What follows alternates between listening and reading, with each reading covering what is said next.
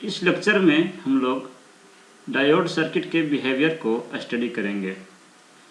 Thyristor के turn off methods यानी कि कम्यूटेशन मेथड को अच्छे से समझने के लिए डायोड सर्किट के बिहेवियर को समझना आवश्यक है। इसलिए हम लोग इस लेक्चर में डायोड सर्किट के बिहेवियर को स्टडी करेंगे।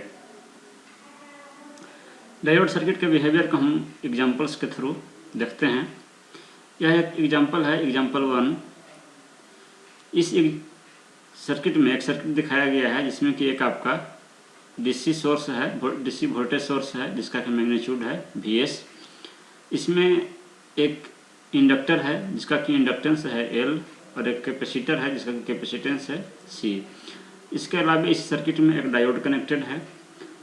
पहले यह सर्किट जो है आपका स्विच ऑफ था, यानी कि एक स्विच जो है वो क्लोज नहीं किया हुआ था, तो उस समय सर्किट में कोई भी करंट फ्लो नहीं कर रहा था। लेकिन जिस समय इस सर्किट के स्विच को क्लोज किया गया उसको टाइम t=0 कहा जा रहा है कि t=0 पे सर्किट को क्लोज किया गया। जब सर्किट को क्लोज किया जाएगा तो ये जो सप्लाई है डीसी सप्लाई, तो इस डीसी सप्लाई के कारण ये जो आपका डायोड है ये फॉरवर्ड बायस्ड है, क्योंकि इसका जो एनोड है वो आपका पॉजिटिव सप्लाई से कनेक्टेड है, इसलिए यह डायोड जो है आपका फॉरवर्ड बायस्ड है। यानी कि जैसे ही स्विच को ऑन करेंगे तो इस सर्किट में करंट फ्लो करेगा, और हमने मान लिया कि इस सर्किट में करंट जो है वो I0 करंट फ्लो कर रहा है। तो हम लोग इस सर्किट में ये जानना चाहते हैं कि ये सर्किट में जो करंट फ्लो कर रहा है वो किस नेचर का करंट है, डीसी करंट है या एसी करंट है। इसको हम लोग एनालिसिस करना चाहते हैं। तो उसके लिए हम लोग को क्या करना होगा, पहले तो हम लोग ये लिख लिए हैं कि eight t=0 switch is close, यानी t=0 पे स्विच को क्लोज किया गया और डायोड जो है आपका ऑन है। तो इसमें जो करंट है उसका हम लोग एक्सप्रेशन ड्राइव करेंगे और देखेंगे कि उस एक्सप्रेशन से हमें पता चलेगा कि इस करंट का जो सर्किट में फ्लो कर रहा है डायोड सर्किट में उसका नेचर क्या है। तो इस करंट का एक्सप्रेशन ड्राइव करने के लिए हम इस लूप में KVL अप्लाई करेंगे।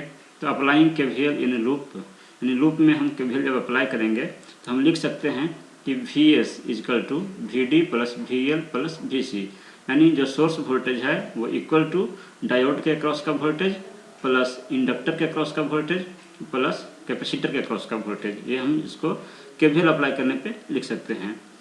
तो डायोड जब आपका ऑन है, डायोड जब फॉरवर्ड बायस्ड है ऑन है, तो डायोड जो है उस केस में शॉर्ट सर्किट की तरह बिहेव करेगा, यानी डायोड के अक्रॉस वोल्टेज आपका 0 होगा। तो हमने VD के सामने यहाँ पे 0 रख दिया। इंडक्टर के अक्रॉस जो वोल्टेज है वो इंडक्टर के अक्रॉस वोल्टेज का फार्मूला होता है L/di/dt। तो हमने इंडक्टर के वोल्टेज के सामने यहाँ पे L/di/dt रखा, जहाँ करंट जो है आपका I0 है और ये करंट जो है वो टाइम का फंक्शन है। उसी प्रकार से Vc जो कैपेसिटर वोल्टेज है, तो कैपेसिटर वोल्टेज जो है उसका फार्मूला होता है 1/c इंटीग्रेशन I/dt। तो I की जगह पे यहाँ पे I0 रखा गया। ये I0 जो है वो आपका टाइम का फंक्शन है। तो इस प्रकार से जब हम KVL अप्लाई करते हैं इस सर्किट में तो हमें ये इक्वेशन मिलता है, और इसको अब सोल्व करने के दो तरीके हैं। एक तो आप डिफरेंशियल इक्वेशन मेथड से भी सोल्व कर सकते हैं और दूसरा लैप्लस मेथड से भी सोल्व कर सकते हैं। तो इसको हम लैप्लस ट्रांसफॉर्म के मेथड से सोल्व करेंगे। तो जब लैप्लस ट्रांसफॉर्म हम इस सर्किट में अप्लाई करेंगे, इस इक्वेशन में दोनों साइड में लैप्लस ट्रांसफॉर्म अप्लाई करेंगे, तो ये आपका कांस्टेंट है, तो इसका जो लैप्लस ट्रांसफॉर्म है वो आपको हो जाएगा Vs/s, और L/di/0/dt इसका जो है लैप्लस हो जाएगा आपको Ls, क्योंकि डिफ्रेंशिएशन का जो लैप्लस है वो होता है s से मल्टीप्लाई हो जाता है इंटू I0, और ये जो चूँकि पहले टाइम का फंक्शन था लेकिन अब ये आपका फ्रीक्वेंसी का फंक्शन हो जाएगा लैप्लस ट्रांसफॉर्म में कन्वर्ट करने के बाद।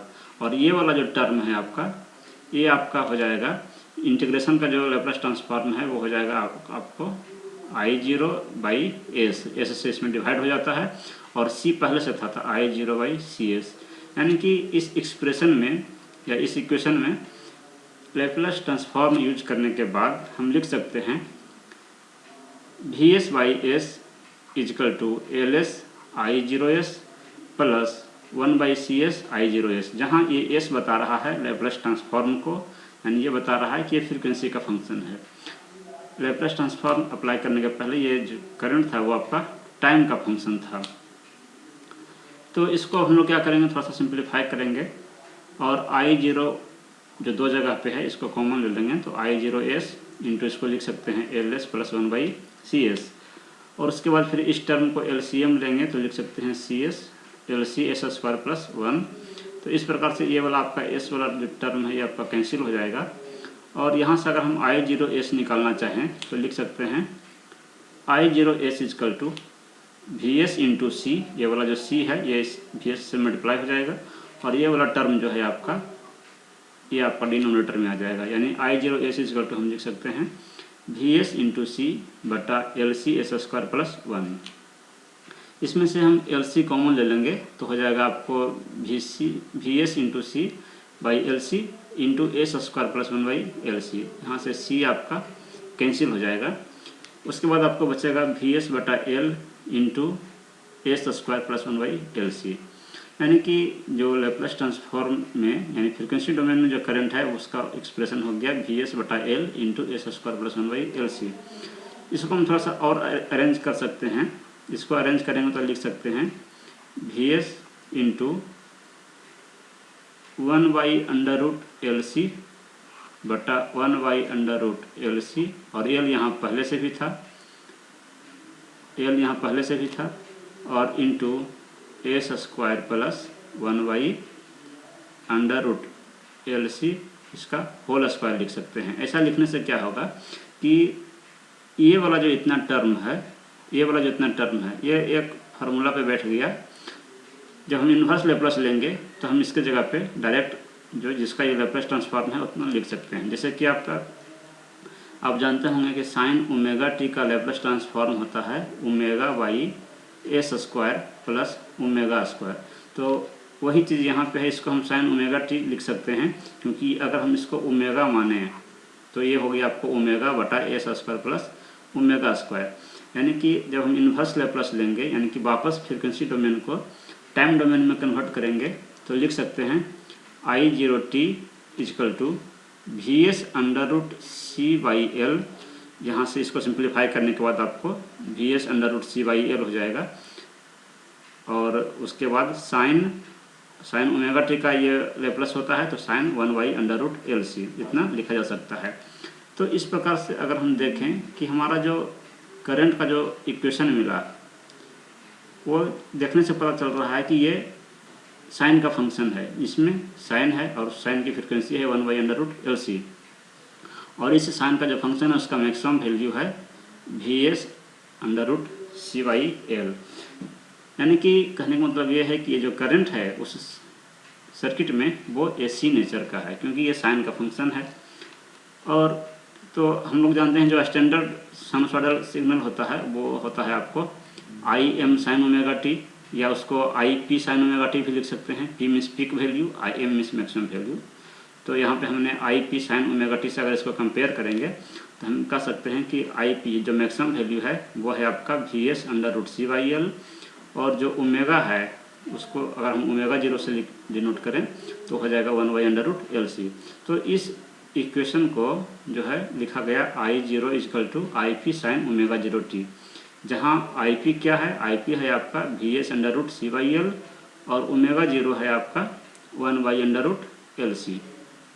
तो हमें यहाँ से ये पता चला जो इक्वेशन है, जो करंट फ्लो कर रहा है, करंट का जो इक्वेशन है वो आपका साइन का फंक्शन है। यानी कि हमने क्या लिखा, IP VS√C/L को हमने IP माना और 1/√LC को ओमेगा माना, क्योंकि ये फ्रीक्वेंसी है।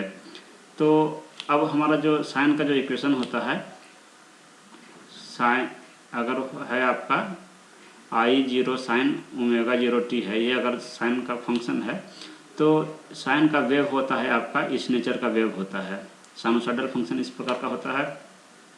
तो जो आपका उस सर्किट में डायोड लगा हुआ है तो डायोड जो है आपका इस निगेटिव साइकिल को पास होने नहीं देगा, यानी कि जो पॉजिटिव साइकिल है वो तो आपका आउटपुट के रूप में करंट के रूप में जो है वो आपका आएगा, लेकिन जो इसका जो निगेटिव साइकिल है वो नहीं आ पाएगा, क्योंकि डायोड जो है वो निगेटिव साइकिल को पास होने नहीं देगा।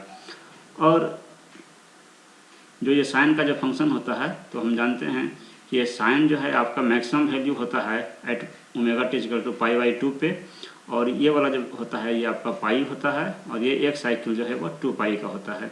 तो वही यहाँ पे लिखा हुआ है, साइन का जो फंक्शन है, जो वेव है वो 0 से शुरू होगा, और जिस समय इसका वैल्यू पीक वैल्यू पे पहुँचेगा उस समय ये आपका ये पाई बाई 2 होगा, omega t equal to pi by 2 पे ये पीक वैल्यू पे होगा। और पीक वैल्यू का मैग्नीट्यूड कितना होगा, VS under root C by L. और उसके बाद फिर हाफ साइकिल जब पूरा होगा तो ओमेगा टी इक्वल टू पाई पे हाफ साइकिल पूरा होगा। उसके बाद सेकेंड हाफ साइकिल में जो है यानी निगेटिव साइकिल में डायोड जो है आपका वो रिवर्स वाइस हो जाएगा, तो वो आपको करंट फ्लो होने नहीं देगा। तो इसलिए इस साइकिल में पाई से 2 पाई तक जो है करंट फ्लो नहीं होगा। तो एनालिसिस करने से हमें क्या पता ये चला कि जो इनपुट वोल्टेज है वो तो डीसी था, लेकिन जो करंट है इस सर्किट में जो करंट फ्लो हो रहा है वो एसी नेचर का है, और जो डायोड है वो निगेटिव साइकिल को, एसी के जो निगेटिव साइकिल को वो पास होने नहीं देगा, अलाउ नहीं करेगा। तो जो आउटपुट वेव फॉर्म मिलेगा, जो आउटपुट हमें मिलेगा वो इस नेचर का मिलेगा। उसके बाद हम लोग अब ये देखें कि इंडक्टर के अक्रॉस जो वोल्टेज है वो कितना होगा, वो उसका क्या रिस्पॉन्स है, वो किस प्रकार से चेंज कर रहा है। तो जो इंडक्टर के अक्रॉस जो वोल्टेज है उसको हमने VL से लिखा था, और ये VL इक्वल टू होता है, आप जानते हैं, LdI/dt। LdI/dt आपका इंडक्टर के अक्रॉस वोल्टेज होता है। तो यहाँ पे जब हम I के जगह पे जो हमने अभी डिराइव किया है उस वैल्यू को रखेंगे तो, और इसको फिर डिफ्रेंशिएशन करेंगे तो आपको आ जाएगा ये वाला टर्म ओमेगा 0 बाहर आएगा, कांस्टेंट है, तो हो जाएगा LIP omega 0 cos omega 0t, यानी साइन का जो डेरिवेशन है, साइन का जो डिफ्रेंशिएशन है वो आपका कॉस होता है, तो कॉस ओमेगा 0t हो जाएगा।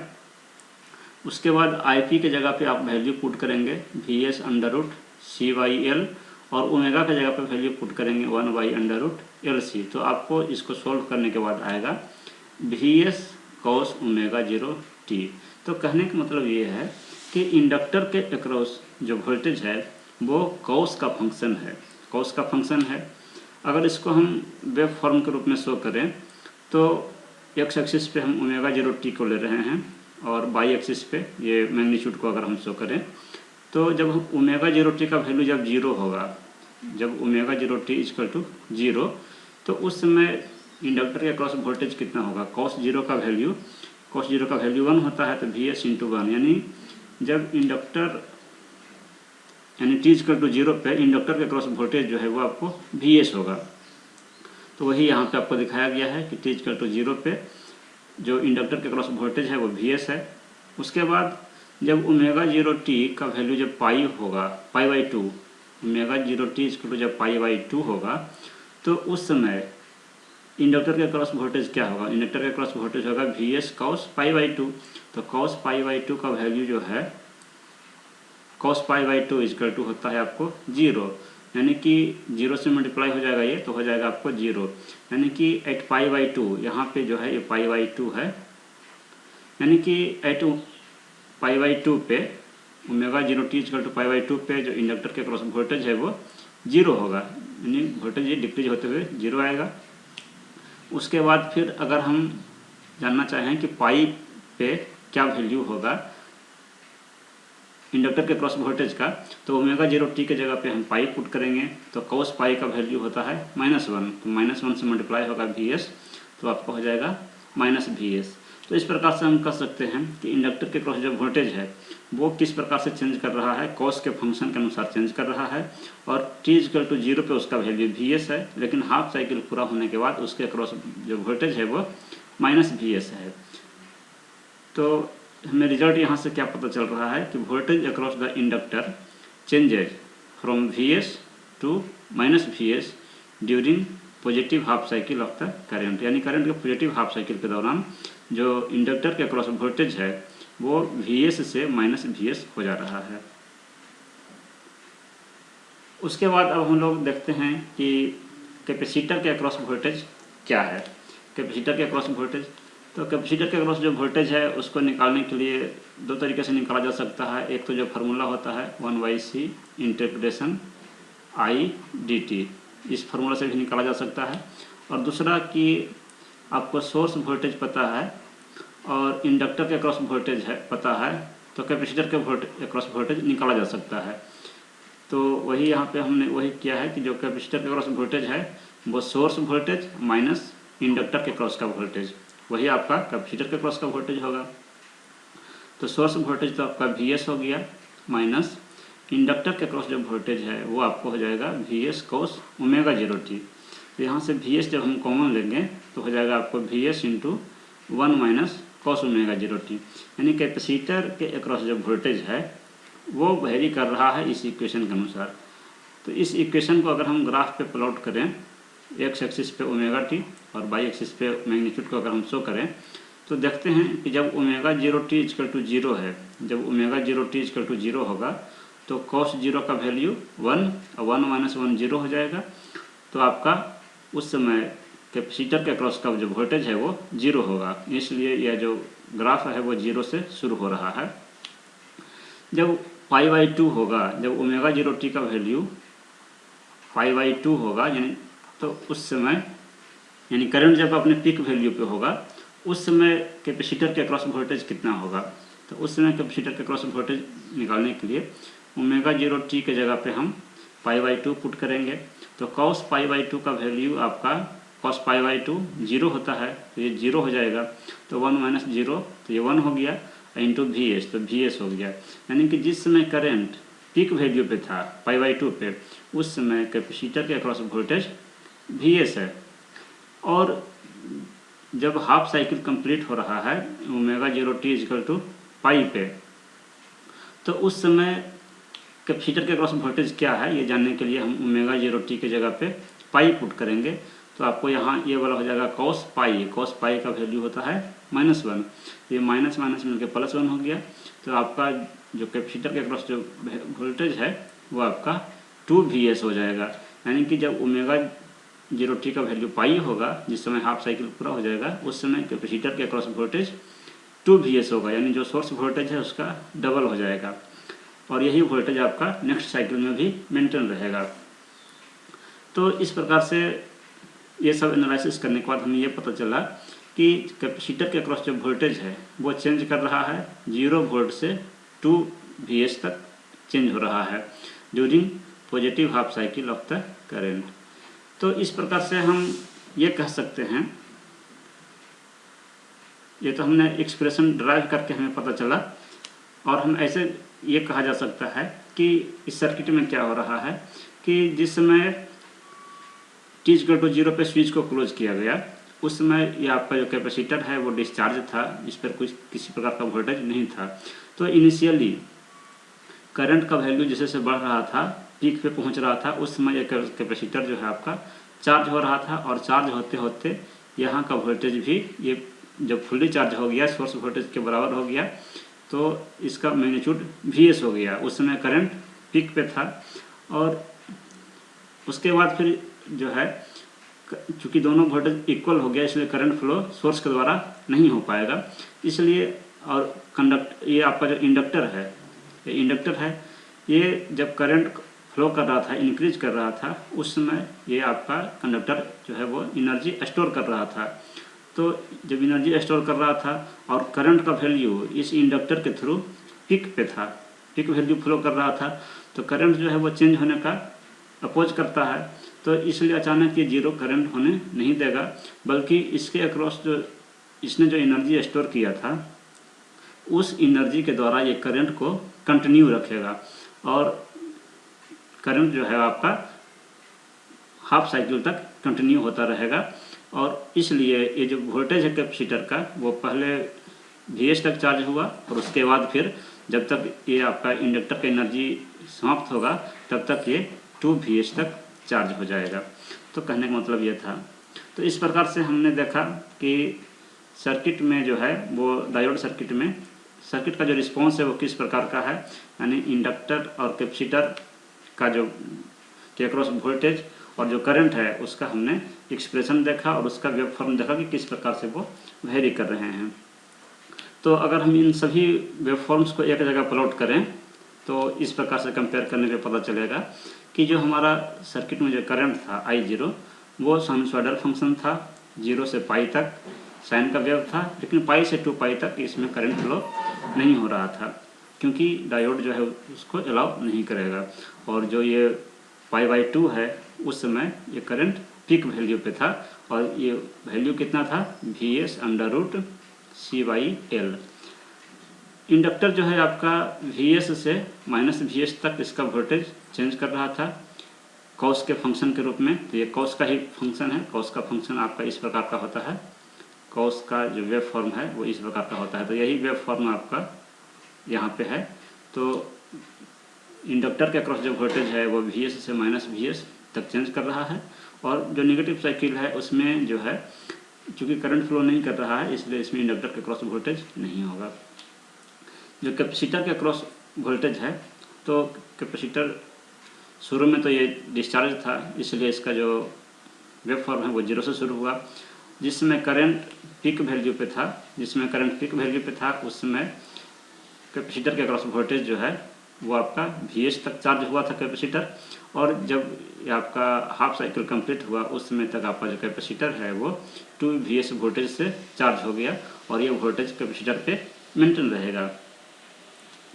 डायोड के अक्रॉस जो वोल्टेज है उसको अगर देखा जाए तो 0 से पाई तक आपका डायोड जो है वो फॉरवर्ड बाइस्ड में था, यानी कि ऑन पोजीशन में था। जब डायोड ऑन पोजीशन में था तो ये आपका शॉर्ट सर्किट की तरह बिहेव करता है, इसलिए इसके अक्रॉस जो वोल्टेज है 0 से पाई तक वोल्टेज 0 था। लेकिन जब डायोड ऑफ हो गया, नेगेटिव साइकिल में डायोड जब ऑफ हो गया तो उस केस में डायोड जो है आपका वो रिवर्स बाइस हो गया, इसके क्रॉस जो वोल्टेज है वो -Vs वोल्टेज अपीयर होगा। इसको भी आप KVL लगा करके देख सकते हैं कि डायोड के क्रॉस जो वोल्टेज है नेगेटिव साइकिल में वो Vs मैग्नीट्यूड का होगा लेकिन वो रिवर्स पोलरिटी का होगा। तो एक और एग्जांपल हम लोग देखते हैं। पहला एग्जांपल और इस सेकंड एग्जांपल में डिफरेंस क्या है कि पहला एग्जांपल जो था उसमें आपका एक अलग से सोर्स वोल्टेज कनेक्टेड था, लेकिन इस सर्किट में जो है ये सोर्स वोल्टेज कनेक्टेड नहीं है, लेकिन जो कैपेसिटर है वो ऑलरेडी चार्ज्ड है, यानी इस पर ऑलरेडी वोल्टेज है और उस वोल्टेज का जो मैग्नीट्यूड है वो Vs के बराबर है। तो जैसे ही t=0 पे इस सर्किट को क्लोज किया जाएगा तो इस सर्किट में जो डायोड है वो आपका फॉरवर्ड बाइस्ड होगा तो करंट फ्लो होने लगेगा इस सर्किट में। तो जैसे कि हमने एग्जांपल 1 में करंट का एक्सप्रेशन ड्राइव किया था उसी प्रकार से अगर इसमें भी करंट का एक्सप्रेशन अगर ड्राइव किया जाए तो जो करंट का इक्वेशन है वो आएगा I0 Ip sin ω0t, ये आपका आएगा, यानी कि जो करंट का जो इक्वेशन है वो बिल्कुल सेम आएगा, यानी कि ये भी जो करंट है वो आपका साइन का फंक्शन होगा। इंडक्टर के क्रॉस वोल्टेज का एक्सप्रेशन अगर निकाला जाए तो वो भी आपको Vs cos ω0t ही आएगा, और कैपेसिटर के क्रॉस का वोल्टेज अगर निकाला जाए तो ये चेंज हो जाएगा क्योंकि पिछले एग्जांपल में कैपेसिटर इनिशियली चार्ज नहीं था, इस पर वोल्टेज 0 था, लेकिन इसमें कैपेसिटर इनिशियली ये चार्ज है, इस पर वोल्टेज Vs के बराबर वोल्टेज है। तो अब इसके अक्रॉस जो आपका इक्वेशन आएगा वो आएगा Vs cos ω0t, जबकि पहले जो था वो था आपको जो एग्जांपल 1 में था Vs × 1 - cos ω0t था, ये पहले था। तो इस बार हम इसको आपको ड्राइव करके नहीं बता रहे हैं बल्कि सिर्फ रिजल्ट बता रहे हैं। इन सब का हम वेव फॉर्म ड्राउ करना चाह रहे हैं। तो जब हम वेव फॉर्म इसका ड्राउ करेंगे तो जो करंट है उसका वेव फॉर्म वही होगा जो एग्जांपल 1 में था। चूँकि साइन का फंक्शन है तो π/2 पे यह करंट जो है वो मैक्सिमम वैल्यू होगा और उस मैक्सिमम वैल्यू का मैग्नीट्यूड होगा Vs√C/L, और पाई से 2 के बीच में करंट फ्लो नहीं होगा। इंडक्टर के अक्रॉस जो वोल्टेज है वो वही इक्वेशन है, इसलिए ये वेव फॉर्म भी वही होगा, यानी कि जो करंट है इसका जो वोल्टेज है इंडक्टर के क्रॉस वो Vs से माइनस Vs तक चेंज होगा, π/2 पे इसके क्रॉस वोल्टेज 0 हो जाएगा। लेकिन जो कैपेसिटर है उसका जो इक्वेशन है वो चेंज कर गया है, पहले Vs × 1 - cos ωt था, लेकिन अब हो गया आपको Vs cos ω0t, यानी कि ये cos का फंक्शन हो गया। तो यानी कि t = 0 पे, जब t = 0 यहाँ पे आप पुट करेंगे ω0t पे, तो आपको वैल्यू Vs मिलेगा, यानी t = 0 पे इसके क्रॉस वोल्टेज था Vs, और t = जब π/2 पुट करेंगे ω0t के जगह पे π/2, तो आपको cos π/2 का वैल्यू 0 हो जाएगा, यानी कि π/2 पे इसका जो वोल्टेज है कैपेसिटर के क्रॉस का वो 0 हो जाएगा। और फिर जब ω0t के जगह पे पाई पुट करेंगे तो cos पाई का वैल्यू -1 होगा, तो Vs × -1 आपको -Vs हो जाएगा। यानी कि कहने का मतलब है कि कैपेसिटर के क्रॉस जो वोल्टेज है वो चेंज कर रहा है Vs से -Vs। t = 0 पे Vs था और t = पाई पे ω पे ये वोल्टेज -Vs होगा, यानी कि कैपेसिटर के क्रॉस जो है, जो कैपेसिटर था आपका, पहले तो Vs वोल्टेज था। Vs कहने का मतलब है कि पोलैरिटी के अनुसार, पोलैरिटी के रिस्पेक्ट में, यहाँ प्लस था यहाँ माइनस था, और जब तक जो है करंट जो है आपका पीक वैल्यू तक पहुँचा तब तक कैपेसिटर के क्रॉस का वोल्टेज जो है वो 0 हो गया, यानी जो वोल्टेज था ये कैपेसिटर के कारण ही करंट फ्लो हो रहा था, तो वोल्टेज डिक्रीज होते होते ये 0 हो गया। उसके बाद इंडक्टर ने जो एनर्जी स्टोर किया वो इंडक्टर ने करंट फ्लो कराया, तो इस करंट फ्लो के कारण चूँकि ये 0 वोल्टेज हो चुका था तो ये फिर से कैपेसिटर चार्ज हो गया, लेकिन जब चार्ज होगा तो उस समय चूँकि करंट इधर से फ्लो कर रहा है तो ये प्लस पोलैरिटी होगी और ये माइनस पोलैरिटी के साथ कैपेसिटर चार्ज होगा, तो जो पहले जो वोल्टेज था उसके रिस्पेक्ट में ये -Vs वोल्टेज इस पर आ जाएगा। तो वही यहाँ पे दिखाया गया है कि जब पाई है उस समय इसके क्रॉस वोल्टेज -Vs है, और यही वोल्टेज आपका सेकंड हाफ साइकिल में यानी नेगेटिव साइकिल में बना रहेगा। तो इस प्रकार से हम कह सकते हैं कि कैपेसिटर जो है उसकी पोलैरिटी चेंज हो गई हाफ साइकिल के बाद। डायोड के अक्रॉस का जो वोल्टेज है वो जब तक डायोड आपका ऑन था 0 से पाई तक, तो इस दौरान आपका जो डायोड है वो शॉर्ट सर्किट की तरह बिहेव करेगा, इसलिए इसमें वोल्टेज आपका नहीं है, 0 है। और जब ये आपका नेगेटिव साइकिल है इसमें डायोड आपका ऑफ रहेगा, तो डायोड ऑफ रहेगा तो इसके क्रॉस वोल्टेज आप KVL अप्लाई करके निकाल सकते हैं, वो आपको -Vs आएगा, यानी कि Vs वोल्टेज से वो रिवर्स बाइस्ड है। तो इस प्रकार से हमने देखा कि 2 एग्जांपल देखा कि इसमें सर्किट का रिस्पांस क्या है, करंट और वोल्टेज का जो नेचर है वो किस नेचर का है।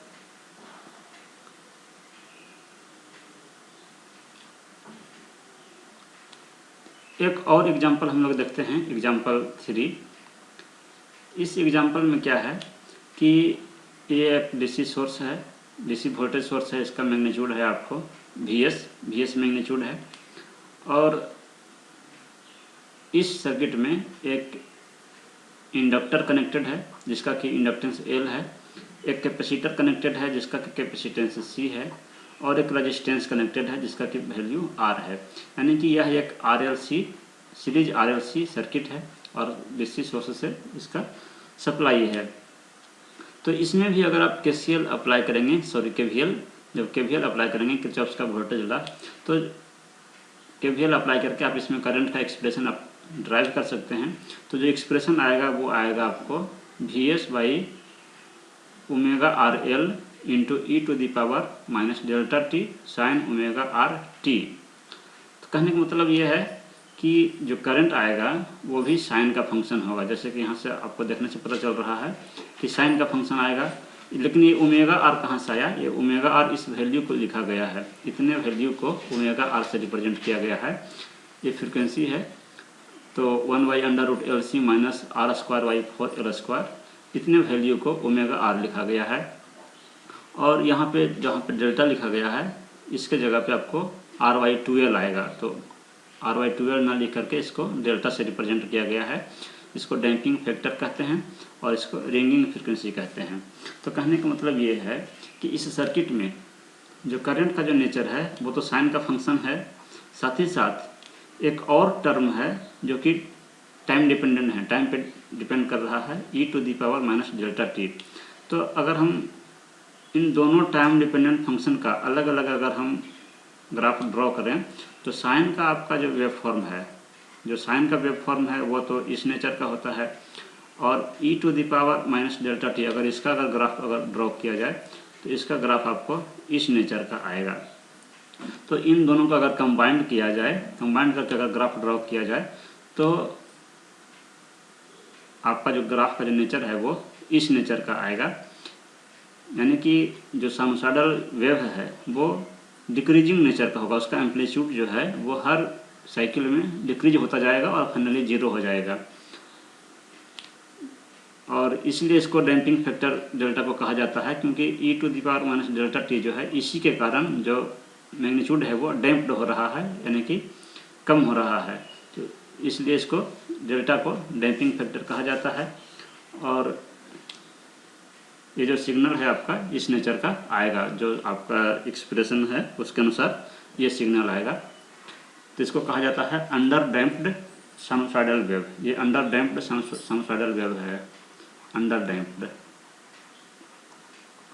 तो उसी सर्किट में अगर मान लीजिए कि आपको डायोड भी कनेक्टेड होता तो जो आपका आउटपुट है, जो करंट का जो आउटपुट है वो आपको सिर्फ पॉजिटिव साइकिल ही आता, नेगेटिव साइकिल इसमें नहीं आता।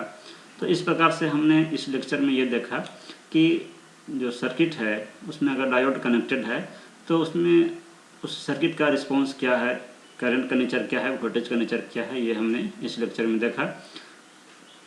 थायरिस्टर का जो कम्यूटेशन मेथड है उसको स्टडी करने के लिए इसमें जो पॉइंट्स डिस्कस किए गए उनका एप्लीकेशन हो सकता है, इसलिए इसको इस लेक्चर को डिस्कस किया गया है। Thank you.